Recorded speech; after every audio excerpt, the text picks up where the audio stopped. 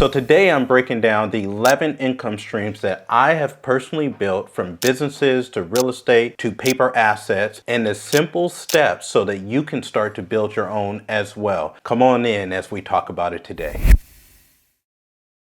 All right, so the first stream that I want to dive into is building your first foundational business. So for me, I built my first foundational business about a decade ago. And here's the deal. People want freedom, but rely on one paycheck. Now, it's not bad, and I'm not saying if you just have one paycheck or you continue to work for someone. I'm just saying, in my experience, you can build it a lot faster if you build a foundational business. The truth is, 65% of millionaires actually own their own businesses. And one of the reasons why they do that is because they have control over their cash flow, they can build more skills, and they can save on more taxes. A simple way you can actually start your own business is just solve a problem. Pick a problem that you could bring a solution to for one person with one offer. And then as you start stacking clients, then start building the systems that are going to support those clients and support that business. And then don't get too overzealous with the money that's coming in. You want to reinvest back into the business, back into marketing, back into sales, back in building a team. Here's the truth. Once you get really good at that, you can step away from that business, and that business can keep paying you every single month, even though you're no longer running it. And that is what's happening right now. Is I built a business, I built a system, and every single month it pays me tens of thousands of dollars, even though I'm no longer running the company. Next, I started investing into rental real estate. One of the big problems is people think real estate requires six figures. It does not. The very first rental property that I bought was only $17,000. I didn't even know that a person could buy a whole house for less than $20,000, but you can. Here's why it matters. One asset has the potential to give you cash flow, appreciation, and those tax benefits that I was talking about. So over 90% of millionaires own real estate. Think about that. Over 90% of millionaires own real estate. There's a reason why that is. So here's how you can start. Start simple. Start looking around at local deals, and then start house hacking. You can buy in-state, you can buy out-of-state. And then you want to make sure that you reinvest all of your rental income back into buying more real estate. Number 3 is I want you to start consider lending. Now that you have income that's coming in from your job or your business, you have income that's coming in from real estate, you just save up that income so that you can start lending money to people and institutions that actually need it. So number 4, invest into paper assets. Here's the stats. The S&P 500 has averaged about a 10% return for the last 50 years. And one of the big problems we see is people trade, they don't invest.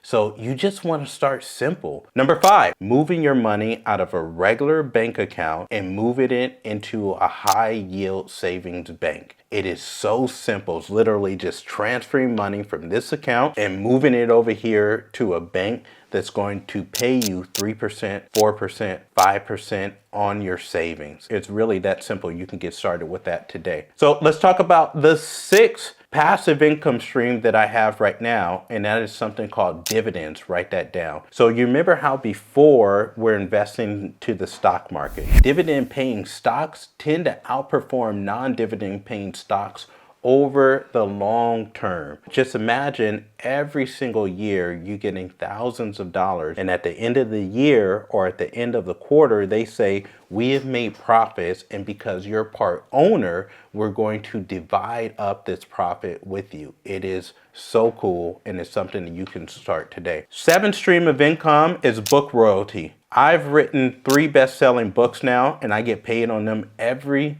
single month. This is something that I did one time, and every single month I get checks from people that buy these books. One of the books, The Freedman and Oak Tree, we're actually turning into a movie, and once we make this movie and we start selling it to platforms like Amazon, Hulu, Netflix, then every single month we'll get royalties from movie sales as well. The 8th stream of passive income is buying businesses. This is one of the most lucrative things that you can do. You've already built your own business. Now you could just go find businesses that are already in operations. They already have teams that are running these businesses, and you can invest in this business and take part ownership. So some stats on this is baby boomers own millions of small businesses that they no longer want. Guess who can go in there and start to buy them in general or buy pieces of them? You.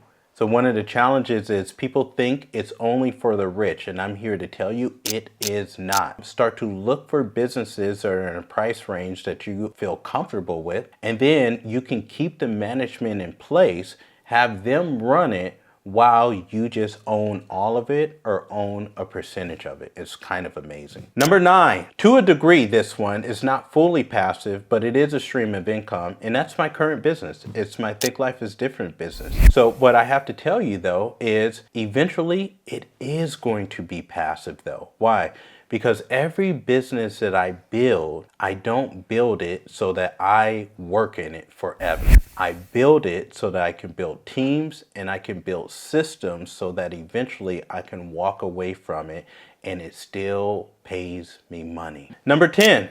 This is the 10th passive income stream that I have now, and that's social media monetization. I didn't start making money on social media until about 8 or 10 months ago. Here's the truth. Creator economy is about $250 billion and growing. So you might assume that you have to become this amazing influencer, and you don't. All you have to do is just start. And number 11, so a real estate private equity fund is when you create a fund and you pool people's money together, and then you go out and you start to buy assets, and then you split the profits with the people that's invested into you. Now, here's the passivity. Part of the money that you get is something called a management fee. Now, the cool thing about the management fee is you're not actually managing the deal. You're managing the team that's doing all the work. And because, again, you've learned how to build teams, then you're getting passive income for doing much of nothing. So here's the 11 streams of income that I have. So most people think that you need 10 streams before you actually get started, you guys. And I promise you, you don't. I want you to just pick out 2. Just pick out 2 out of the 11 that I've listed out for you that you want to start focusing on